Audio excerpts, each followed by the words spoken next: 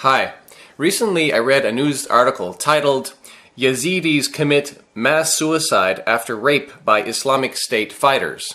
The article said, quote, "The Yazidi religion is indigenous to Kurdistan, and Yazidis themselves are ethnically Kurdish, but unlike many other Kurds, they largely avoided intermarriage with surrounding Arab tribes, and thus many of them maintained a strikingly fair Aryan complexion, with blonde hair and blue eyes.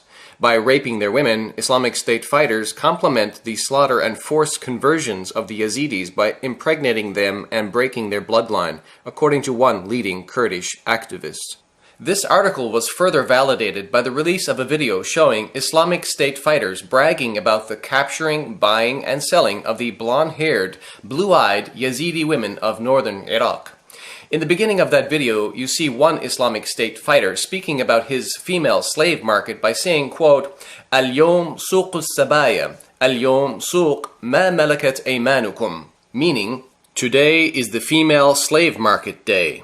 Today is the market of what your right hands possess. And of course, he is referring to a Quranic teaching here, as the Quran calls female slaves, quote, "those whom your right hands possess." See Quran chapter 4, verse 24. Also in this video, the Islamic State fighter says, "The price depends. If she has blue eyes, it will be different." Now we must ask ourselves, does this obsession and sexual desire to capture and enslave blonde-haired, blue-eyed non-Muslim women have any basis in the teachings of the Quran and Muhammad? I will answer this question by starting with the Quran. In chapter 9, verse 49, we read, وَمِنْهُمْ مَنْ يَقُولُ ذَلِّي وَلَا تَفْتِنِّي أَلَا فِي الْفِتْنَةِ سَقَطُوا وَإِنَّ جَهَنَّمَ لَمُحِيطَةٌ بِالْكَافِرِينَ, which translates as, "And among them is he who says, 'Grant me leave,' meaning to be exempted from jihad, and put me not into trial. Surely they have fallen into trial, and verily hell is surrounding the disbelievers."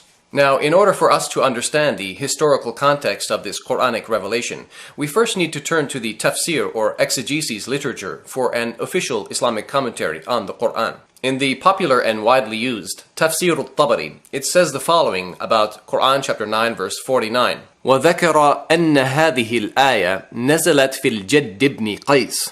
It was mentioned that this verse was revealed regarding a man named Al-Jadd ibn Qais. Who was he? Well, he was a man who did not want to go out and fight jihad for Muhammad, and he asked to be exempted from that duty. As we read in the tafsir, he said to Muhammad, وَلَا تَفْتِنِّي يَقُولُ وَلَا تَبْتَلِنِي بِرُؤْيَةِ نِسَاءِ بَنِي الْأَصْفَرِ وَبَنَاتِهِمْ فَإِنِّي بِالنِّسَاءِ مُغْرَمٌ فَأَخْرُجُ وَآثَمْ بِذَلِكَ. Draw me not into trial. This means, do not trouble me with the sight of the women of Al-Asfar and their daughters, for I am tempted by women, for I fear that I might go out and commit a sin because of that. Al-Asfar in Arabic means the color yellow, but here in this context it means blonde women. So why did this man named Al-Jadd react to Muhammad that way? Well, the answer is, Muhammad was enticing his men to go out and fight jihad by promising them blonde female slaves, as we read in the tafsir, عن مجاهد في قول الله إئذن لنا ولا تفتني قال رسول الله اغزوا تبوك تغنموا بنات الأصفر والنساء الروم فقال الجد إئذن لنا ولا تفتنا بالنساء. It was narrated by Mujahid regarding Allah saying, quote, "Grant me exemption and draw me not into trial," that the messenger of Allah, meaning Muhammad, said, "Invade Tabuk, and your spoils will be the daughters of Al-Asfar," meaning the blonde people, "and the women of Rome."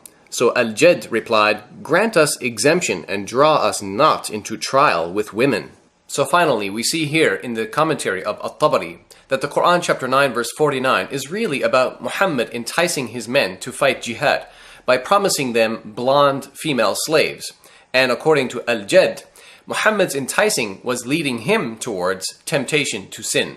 So, if you're a Muslim or if you're thinking of converting to Islam, I would like to ask you, do you think that Muhammad's enticement is acceptable? Look, you can claim that the Islamic State does not represent true Islam, and you can dismiss and ignore any Islamic State fighter who refers to white women like they are objects for sale. But can you dismiss and ignore Muhammad, who, according to the Islamic sources, also spoke about these women in a similar fashion? Thank you for watching.